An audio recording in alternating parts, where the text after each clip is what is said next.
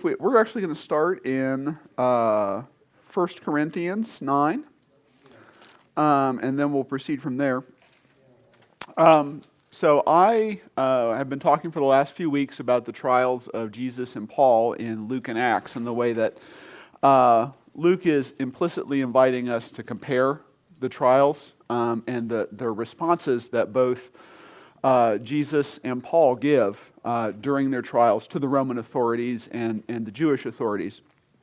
And so last week we covered Christ's trial before Pontius Pilate and before the Sanhedrin, and we saw that his response was mostly silence, right? He mostly did not say anything. He answered a couple of times when they asked him, Pontius Pilate asked him, "Are you the king of the Jews?" And he said, well, that's what you say, which is a way of saying, well, I don't know, what do you think? And he did the same thing to the Sanhedrin when they asked him, "Are you the Son of God?" And he gave some other cryptic answers, but mostly he just remained silent. And we kind of pondered a little bit last week, well, what's that mean as a strategy? Why is Christ doing that? And we came up with a few different ideas. One of them is that Luke is inviting us to see what scholars would call, I'm going to use a big word, I'm sorry. Scholars would call it an ontological difference, right? Ontology means being or existence, right? Christ is just different in terms of his being and his existence than the system by which he's being tried. Right? They're incompatible with one another. I said last week it's like throwing a PlayStation game into an Xbox, or trying to fit trying to fit like a Mac software onto a PC. It will know that something's there, but it won't do anything with it. In the same way, like the Christ trying to interface with the systems of the world is basically like two incompatible systems trying to interact with one another. And so Christ, being a smart guy, the smartest, and being having a date with destiny on Golgotha, right? He just refused to engage. He did not acknowledge or reference the power of the authorities over him. Like he just said, I'm not from the same world that you are. I might as well be from a different planet, is essentially what was being communicated. So I would say that Christ was external, right, to the Roman system and even the Jewish system in many ways. And that externality, or that his being outside of the system is part and parcel of who he is, and it's communicated all throughout the way that he talks to the Roman and Jewish authorities. We're going to see something with Paul this week, and I think this is the point of the comparison that Luke is making, that is transformative, because we're going to read some verses from Paul here that are really neat. They're Paul's own words to the church in Corinth, and then we're going to look back in Acts and see, Paul describes himself to the Corinthians, and you're going to see, Paul is exactly that way. He is exactly what he says he is. So that's our recap. The second part that I want to talk about, just a reminder about Roman trials and practice. We talked a lot last week about how the American legal system, we expect often for there to be very clear, like if somebody brings you in and if somebody sues you, they have to state clearly what you have done wrong to them in a format that the court recognizes. Right, so I can't just say, as I tell my clients often, anybody can sue anybody at any time for anything, but that doesn't mean you're going to win. In order to win, right, you have to state a case, and the case has to be about something that is illegal. So David looks at me incorrectly, he looks at me disrespectfully, as he often does while I'm teaching. I can't just sue him, because being disrespectful is not illegal. Now, if David started throwing things at me, right, suddenly that becomes an assault and battery, and I can sue David, especially if he injures me. So it is illegal in the sense that you can't do it without being subject to liability to me. Does that make sense? Anyway, And then Bill rightfully points out, see how I did that?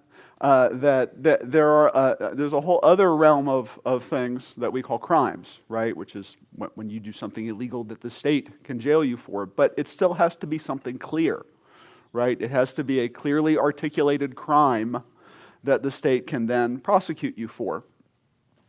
The Roman system is much broader than that, right? We learned last week that the Roman provincial governor has a ton of power to decide whether something is illegal or legal. And you, as if you're and only a very few things are illegal in the criminal sense, as Bill just pointed out, and they're mostly like crimes against the state. So most things that are brought before the magistrate or before the governor are brought by private citizens who say things like, David was rabble-rousing and trying to get people to rebel against the government. And I would say that because that's more likely to get the governor's attention, and he's more likely to say, well, we ought to hang that guy, or whatever. As a litigant in a Roman court, you went before the governor and you tried to state a case about why you had been harmed or why the state was harmed by the activity that the person did. We saw that in Jesus' case. The charges that they brought were, he said he was a king, right? And he said he was a king, and that's bad, right? Because it's going to create all kinds of tension, and Caesar's king. And Pilate asked him his questions, and he said, I don't think he did anything wrong. I think he's innocent. And yet, nonetheless, he had to sentence him to death, or he ended up sentencing him to death, knowing that he did nothing wrong. So let's turn to Paul. The key to Paul is in 1 Corinthians 9:19. So this is Paul summarizing his approach to evangelism, his approach to engaging people with the Word of God. And he says, For though I be free from all men, yet have I made myself servant unto all, that I might gain the more. And unto the Jews I became as a Jew, that I might gain the Jews. To them that are under the law, as under the law, that I might gain them that are under the law. To them that are without law, as without law, being not without law to God, but under the law to Christ, that I might gain them that are without law. To the weak became I as weak, that I might gain the weak. I am made all things to all men, that I might by all means save some. And this I do for the gospel's sake, that I might be partaker thereof with you. Paul's strategy for evangelism is to be the consummate insider, right? Whoever he is talking to, and we're going to see this repeated through Acts, whoever he's talking to, he becomes just like them. He says, and he's positioned to do that. He's positioned to do this because he's a citizen of three worlds. He's a Jew. He's a Greek, right? Because he's a citizen of the city of Tarsus. And he's a Roman. And in every case where he can tell people, hey, I'm a Roman citizen, anywhere it's useful, he's like, hey, did you know I'm a Roman citizen? Any place he appears where he's with the Jews, he's like, you know who? I'm the most Jewish person that ever lived. He said, I'm a Hebrew of Hebrews, he says repeatedly. Where it's useful to be Greek, he's Greek. Right, and we're going to see that there are actually some funny things in the verses that we'll read, but I want you to remember that as we go through here. Anywhere Paul goes, Paul immediately and absolutely in the cause of Christ takes on the persona that he needs to take on in front of the people that he's with and makes himself like them. So let's turn to Acts. We're going to start with chapter 13. 6 through 12. And we're only going to go into this incident a little bit, and it's because of a change that happens in Paul here. So Acts 13, 6 through 12. This is the first time. So this is during Paul's first missionary journey. He's traveling with Barnabas, and they go to the Cyprus, and the Roman governor of Cyprus is a man named Sergius Paulus. So up to this point, Paul has been referred to by his Jewish name, Saul. That like at every point in the previously in the book of Acts, he's been called Saul. And so let's go. And so he gets there. He's preaching, and there's this guy there, a fellow named Bar Jesus. Let's go ahead and read verse 6. And when they had gone through the isle into Paphos, they found a certain sorcerer, a false prophet, a Jew, whose name was Bar Jesus, or son of Jesus, which was with the deputy of the country, Sergius Paulus, a prudent man, who called for Barnabas and Saul and desired to hear the word of God. But Elymas the sorcerer, so Bar Jesus was not his, son of Jesus was not his real name. His name was Elymas. The sorcerer, for so is his name by interpretation, withstood them, seeking to turn away the deputy from the faith. Then Saul, who was also called Paul, filled with the Holy Ghost, set his eyes on him and said, O full of all subtlety and all mischief, thou child of the devil, thou enemy of all righteousness, wilt thou not cease to pervert the ways of the Lord? And now, behold, the hand of the Lord is upon thee, and thou shalt be blind, not seeing the sun for a season.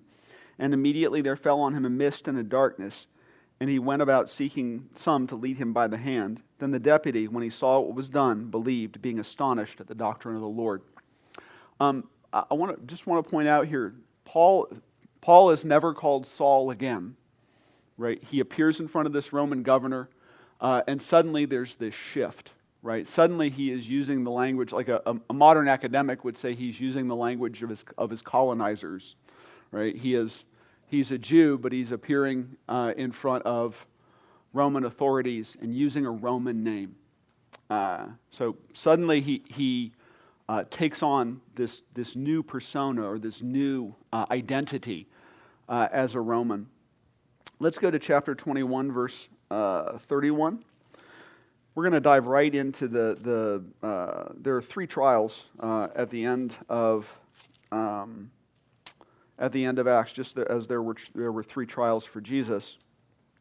And if we turn to chapter 21, 31 to 40, we'll see the time when he's seized and arrested, and first comes into contact with the Roman authorities in Jerusalem. Now, Paul, those of you who have read Acts and Paul's letters, you know that he is apt to raise a ruckus when he gets into a place. He's aiming to misbehave. And he gets into Jerusalem and he does all kinds of stuff to annoy the Jewish authorities by bringing Gentile converts into the temple. He's preaching about his life and his testimony. He's preaching the word of Jesus Christ in Jerusalem, and this gets a lot of people upset, and there's rioting. And in verse 31 it says, And as they went about to kill him, tidings came unto the chief captain of the band that all Jerusalem was in an uproar. The chief captain of the band, I don't know if we're going to see his name in here, but it's given later. His name is Claudius Lysias. He is a tribune, which is a commander of 1,000 men. So a centurion is a commander of 100 men, and a tribune commands 1,000. So he's a pretty big deal. There are only 5,000 men in a legion, so he's one of the top 5 officers in the 14th Legion. But he gets upset, or he hears word about what's happening. And in verse 32, he immediately took soldiers and centurions and ran down unto them. And when they saw the chief captain and the soldiers, they stopped beating Paul. Then the chief captain came near and took him and commanded him to be bound with 2 chains and demanded who he was and what he had done. So his first reaction is, they're beating this guy up. I'm going to arrest him immediately and put him in chains, which he does. And some cried one thing, some another among the multitude. And when he could not know the certainty for the tumult, he commanded him to be carried into the castle. And when he came upon the stairs, so it was that he was borne of the soldiers for the violence of the people. So they carried him up the stairs. For the multitude of the people followed after, crying, Away with him! And as Paul was to be led into the castle, he said unto the chief captain, May I speak unto thee? And the captain said, Wait, you can speak Greek? Or canst thou speak Greek? He said in verse 38, Art not thou that Egyptian, which before these days madest an uproar and leddest out into the wilderness 4,000 men that were murdered? So he's like, Aren't you the Egyptian terrorist who's been camping out in the wilderness and killing people? And Paul's like, no, I'm not an Egyptian terrorist. He says, I am a man which am a Jew of Tarsus, a city in Cilicia, a citizen of no mean city, and I beseech thee, suffer me to speak unto the people.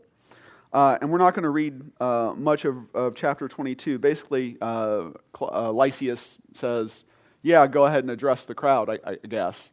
And Paul talks to them and starts giving his testimony, and they get super angry again. Like, they were angry before, and now they're angry again. And if we go to chapter 22, verse 26, it says, when the let's go to verse 25, because he gets.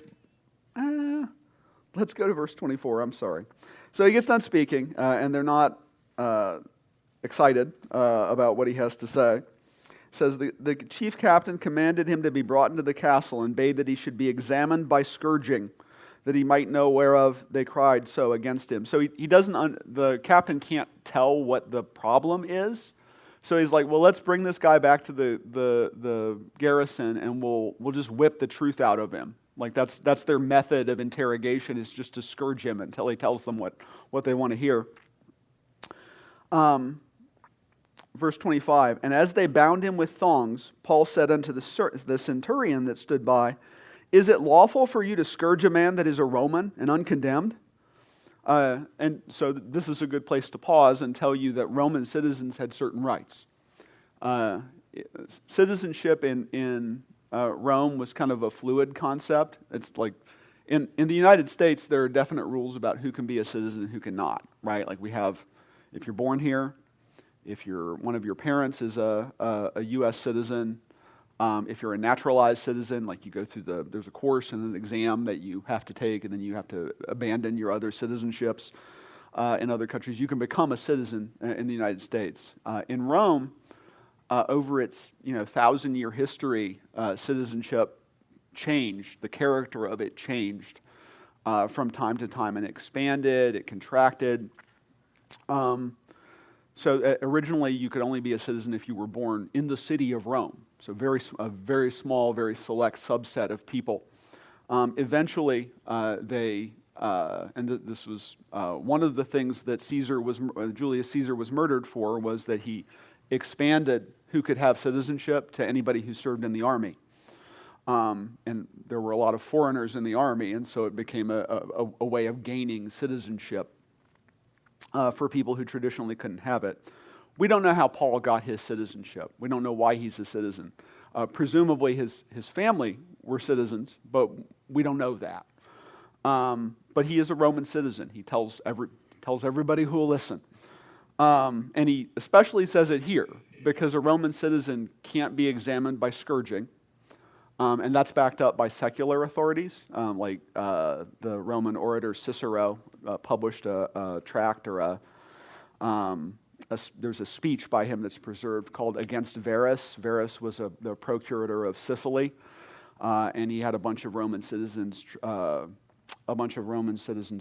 tried by scourging, which is an awfully bad way to get tried, and he was executed for it, and Cicero was the chief prosecutor. We don't know how they proved citizenship. Like some people thought, or some historians think, like there's like a leather card or a placard that you would have and carry with you, like an ID card. Others think it was up to the city that you lived in or came from to keep the record. It's not really known how you prove citizenship. The other big right that Roman citizens have that we'll talk about in a moment is that if you are tried by a provincial governor, you can appeal to Caesar. You can say, I don't want to be tried by you. I want to be shipped to Rome and tried before the highest authority in the land. So let's continue. Lysias gets concerned about this. In verse 26, when the centurion heard that, he went and told the chief captain, saying, take heed what thou doest, for this man is a Roman. Then the chief captain came and said unto him, tell me, art thou a Roman? And he said, yea. And the chief captain answered, with a great sum obtained I this freedom. So this freedom is citizenship. He says, I bought my citizenship for a lot of money. Right? That's what Lysias tells him. I love Paul's answer, because it goes right back to I'm all things to all men. So he says, and Paul said, but I was born free. I was born a Roman. I'm the most Roman person that ever lived, he says. Which is it's funny, right? Because you read that statement in Corinthians, and you're like, well, what's he mean by that? It means whoever he's with, he's the most of what they are, right? Then straightway they departed from him, which should have examined him, and the chief captain was afraid after he knew that he was a Roman, and because he had bound him. On the morrow, because he would have known the certainty wherefore he was accused of the Jews, he loosed him from his bands and commanded the chief priests and all their council to appear, and brought Paul down and set him before them. So he still doesn't understand what Paul did wrong. And he says, well, let's meet with the Sanhedrin and they can accuse you and we can see what's up. And then Paul, again, this is funny stuff and shows you what an insider Paul was, because when he gets in front of the Sanhedrin, there are two factions. There are the Pharisees and there are the Sadducees. And I won't get into all the politics and theology behind them, but the Pharisees believe in the resurrection of the dead, and the Sadducees do not. That's the important point here. So let's go ahead and read chapter 23, or the first part of it. It says, and Paul, earnestly beholding the council, said, men and brethren, I have lived in all good conscience before God until this day. And the high priest Ananias commanded them that stood by him to smite him on the mouth. Then Paul said unto him, God shall smite thee, thou whited wall. For sittest thou to judge me after the law, and commandest me to be smitten contrary to the law? And they that stood by said, revilest thou God's high priest? Then said Paul, I wist not, brethren, that he was the high priest, for it is written, thou shalt not speak evil of the ruler of thy people. So Paul apologizes for that. And then it says, but when Paul perceived that the one part were Sadducees and the other Pharisees, he cried out in the council, men and brethren, I am a Pharisee, the son of a Pharisee. Of the hope and resurrection of the dead I am called in question. And when he had so said, there arose a dissension between the Pharisees and the Sadducees, and the multitude was divided. For the Sadducees say that there is no resurrection, neither angel nor spirit, but the Pharisees confess both.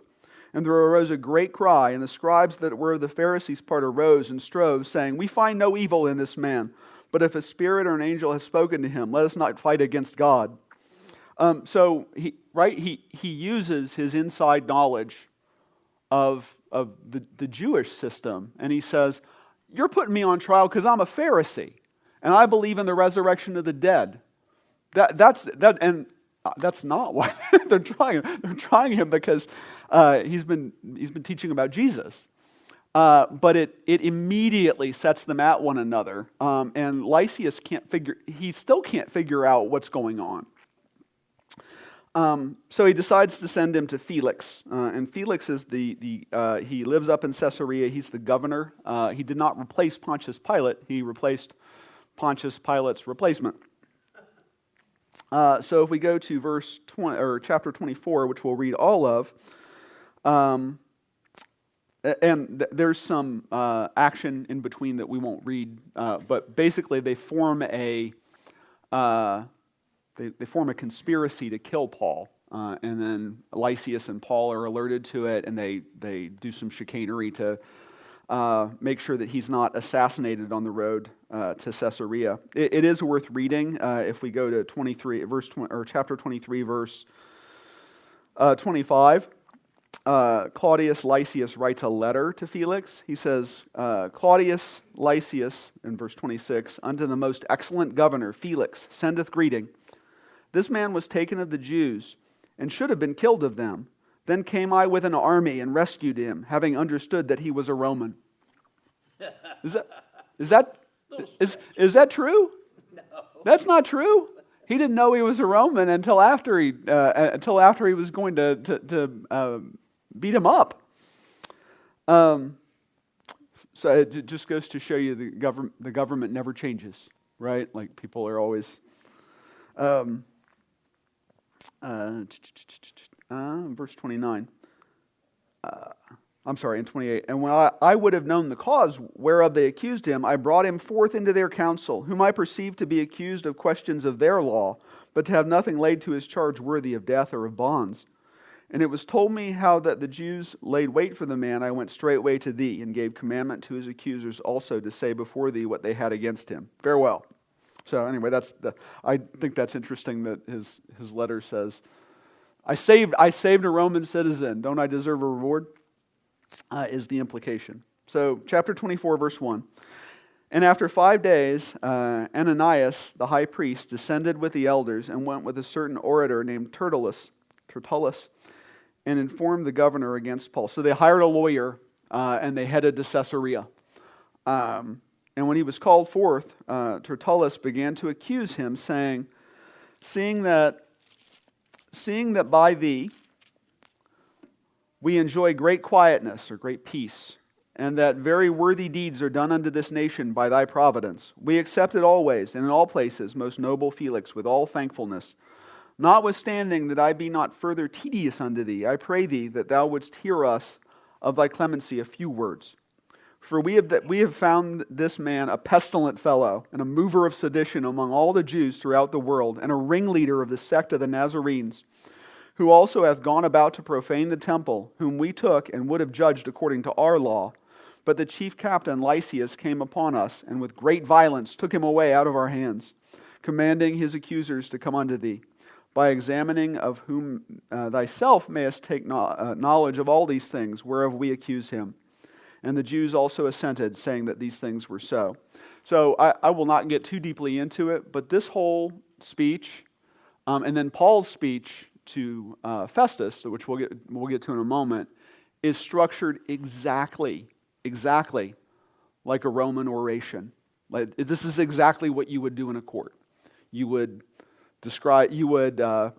flatter the judge, right? There's always a beginning where you highlight the judge's good qualities and say why he is fit to make a judgment. Second, you state what the issue is. You frame up the issue. Second, you present your evidence. Fourth, you give argument against whatever your opponent has said, and then you conclude. And Paul's speech, especially with Festus, it tracks that exactly. It even says that he raised his hand. If you go look at statues of Roman or inscriptions of Roman legal proceedings, the person speaking is always going like this, right? Paul's even assuming the posture of a Roman orator, of a Roman lawyer. So let's continue, verse 10. Then Paul, after that the governor had beckoned unto him to speak, answered, For as much as I know that thou hast been of many years a judge unto this nation, right? So he's doing the same thing. I do the more cheerfully answer for myself, because that thou mayest understand that there are yet but 12 days since I went up to Jerusalem for to worship. And they neither found me in the temple disputing with any man, neither raising up the people, neither in the synagogues nor in the city. Neither can they prove the things whereof they now accuse me. But this I confess unto thee, that after the way which they call heresy, so worship I the God of my fathers, believing all things which are written in the law and in the prophets. So notice his argument. It's that they're accusing me. That they haven't said anything that goes to their charges against me. But if what they're really angry about is that I'm arguing against their religion, I'm arguing completely in the line of their religion. I'm arguing for a continuation of what they talk about. I believe in the law. I believe in the prophets. Jesus is a continuation of those things, not the denial of them. Verse 15, and have hope toward God, which they themselves also allow, that there shall be a resurrection of the dead, both of the just and unjust. And herein do I exercise myself, to have always a conscience void of offense towards God and towards men. Now after many years I came to bring alms to my nation and offerings, whereupon certain Jews from Asia found me purified in the temple, neither with multitude nor with tumult, who ought to, he says, I wasn't causing a problem, who ought to have been here before thee and object if they had aught against me. So that the folks that caused a problem in the temple did not appear to make these charges. Only the Sanhedrin and their lawyer did. Or else let these same here say, if they have found any evil doing in me while I stood before the council, except it be for this one voice that I cried standing among them, touching the resurrection of the dead, I am called in question by you this day. And when Felix heard these things, having more perfect knowledge of that way, or Christianity, he deferred them and said, when Lysias, the chief captain, shall come down, I will know the uttermost of your matter. And he commanded a centurion to keep Paul and to let him have liberty, that he should forbid none of his acquaintance to minister or come unto him. And after certain days, when Felix came with his wife Drusilla, which was a Jewess, he sent for Paul and heard him concerning the faith in Christ. And as he reasoned of righteousness, temperance, and judgment to come, Felix trembled and answered, Go thy way for this time. When I have a convenient season, I will call for thee. He hoped also that money should have been given him of Paul, that he might loose him. So he was expecting or hoping for a bribe. Wherefore he sent for him the oftener and communed with him. So notice that he issues a stay, which is what cowardly judges do all over the world, and he says, I need to get more evidence. I'm going to have Claudius Lysias come up, and I'll find out more about what's going on from him. And then he goes and he talks to them, and Paul tells him about Christianity, and he talks about, it says, I love the phrase, the coming judgment, because Felix is not, what we know from kind of extra biblical sources, his waiting around for a bribe from Paul is not like an isolated incident of waiting around for a bribe from a guy. He is extremely corrupt. Does anybody know what Felix means? Lucky. It's like, he's like a mafioso, right? Right. His name is Lucky, and he is a corrupt, and he's a corrupt leader in a webwork of relationships, kind of like Pilate, where he has to glad hand people and make sure that he's stable. He issues a stay. In verse 27, we find out it's 2 years later. 2 years later, he gets replaced, and Paul's still in jail. Verse 27, but after 2 years, Porcius Festus came unto Felix's room, or into his office, and Felix, willing to show the Jews a pleasure, left Paul bound. So he's replaced by this Festus guy, and he says, in order to please the Jews, as a favor, I'll just leave this fellow in jail. But he wasn't bound before. What do you mean? At liberty. He was, well, he's still in jail. If Paul tried to leave Caesarea, there'd be a problem. Was he bound? Bound. Oh, no. Yeah, he was like on house arrest, which was a common situation for Paul. We find at the end of Acts that when he lived in Rome, waiting for Caesar to see him, he was able to receive visitors, and So I would not say it was like being in like the correctional facility, but he did not have liberty to go where he liked.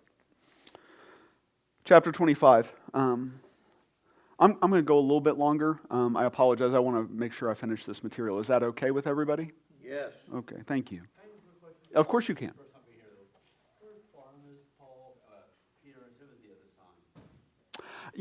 That's a good question. I don't know. It says he was allowed to see his associates, or like people that he knew. So I have to imagine that, especially somebody like Timothy would visit him, and he had to. He was writing letters all throughout this period. So almost certainly like a scribe or an amanuensis, somebody who would come in and write and transcribe letters for him. He must have had access to that as well, but I don't think it's super clear who came to see him. It's a good question. Yeah. So chapter 25, and we'll go through Festus and Herod Agrippa.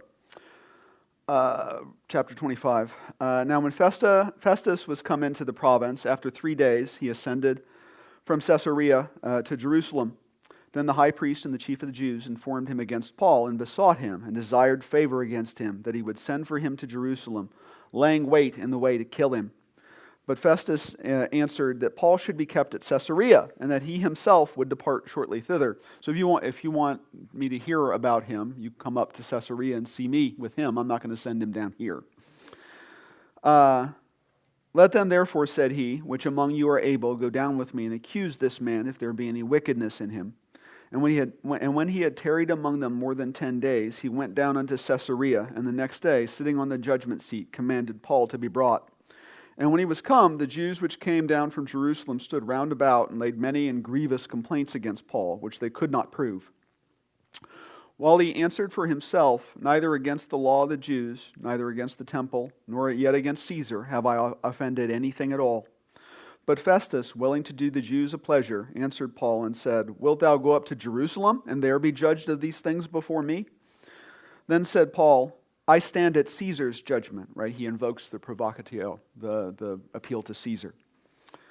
I stand at Caesar's judgment seat, where I ought to be judged. To the Jews have I done no wrong, as thou very well knowest. For if I be an offender, have committed anything worthy of death, I refuse not to die. But if there be none of these things whereof these accuse me, no man may deliver me unto them. I appeal unto Caesar. Then Festus, when he had conferred with the council, answered, Hast thou appealed unto Caesar? Unto Caesar shalt thou go. So, we're not going to read the rest of 25. I'll summarize briefly.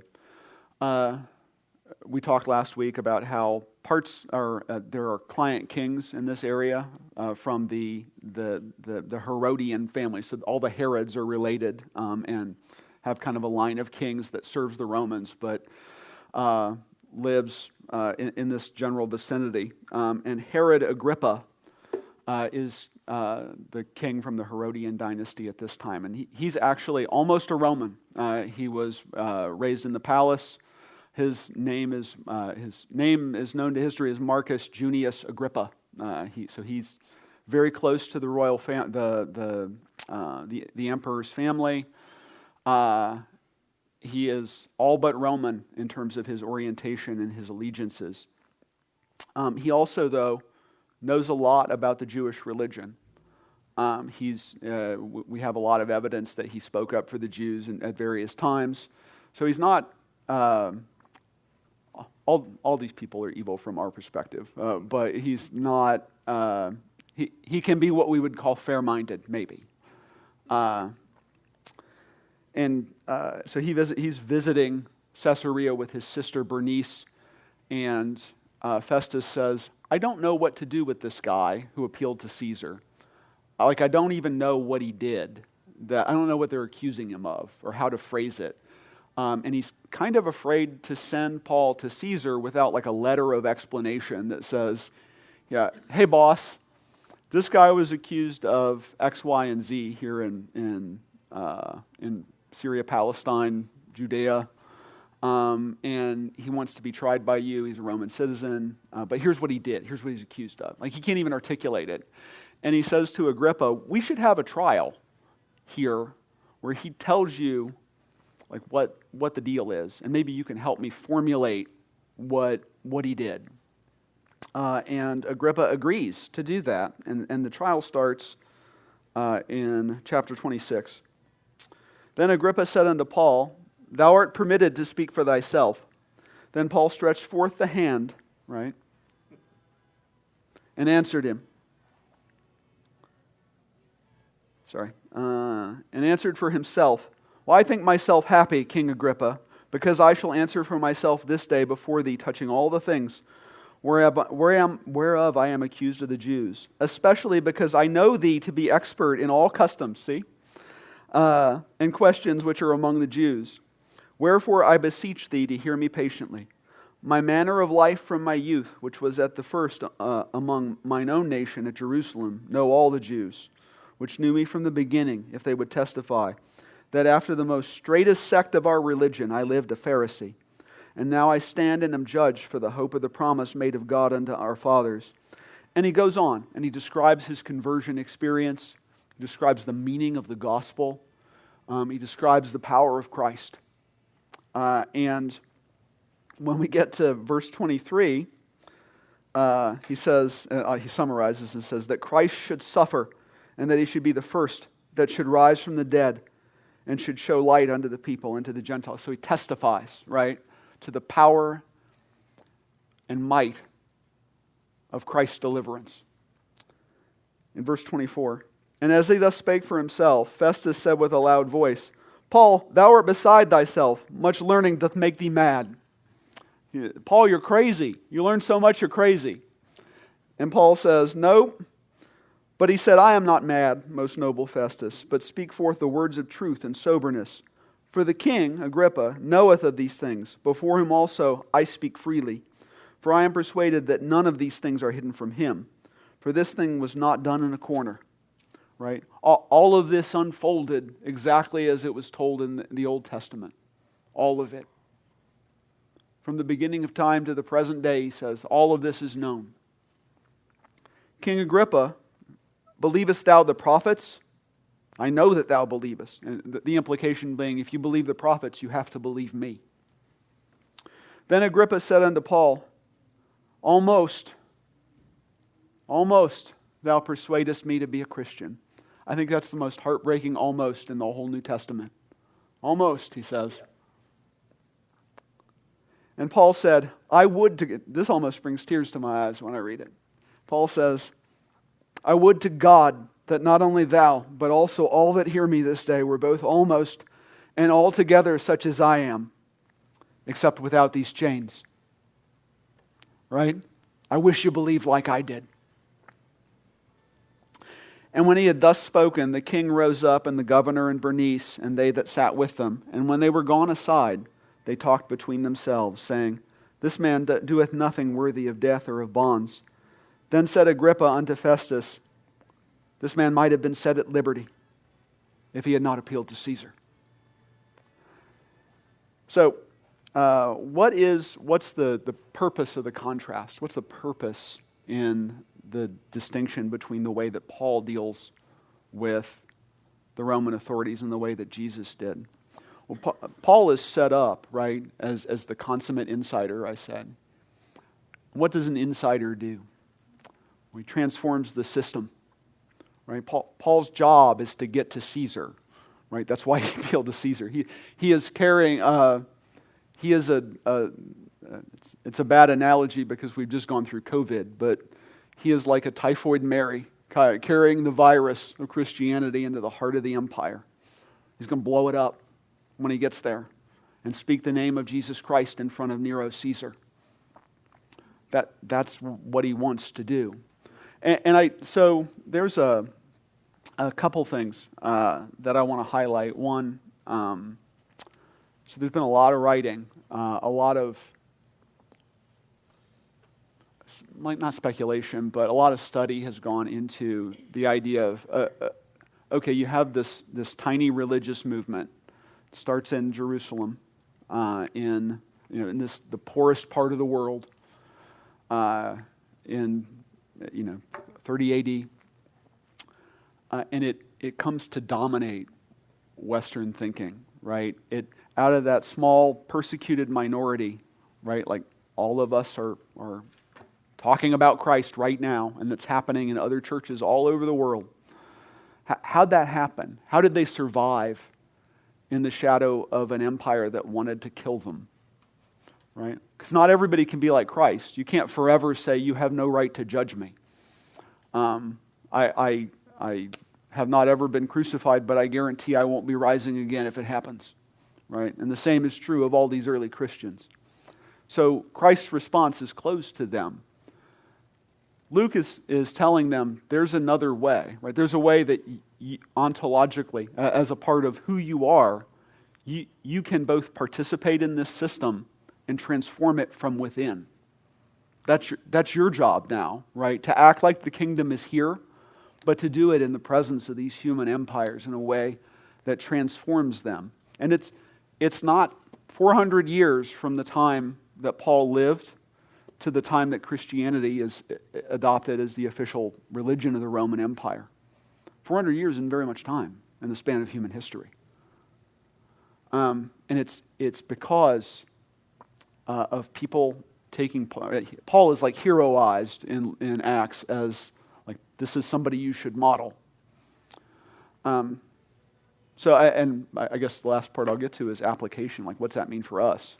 I think there are times when human systems are not for us. Like, you just have to say that the system is unjust and oppressive, and I have to take Christ's path and be silent and let the system punish me to its shame. That time may come. I hope not in our lifetimes, but there are places in the world where that's true, right? Try going to China and testifying to people, or Saudi Arabia. You won't come back. Right? There are places like that where Christians must respond with silence and take the unjust punishment that is offered.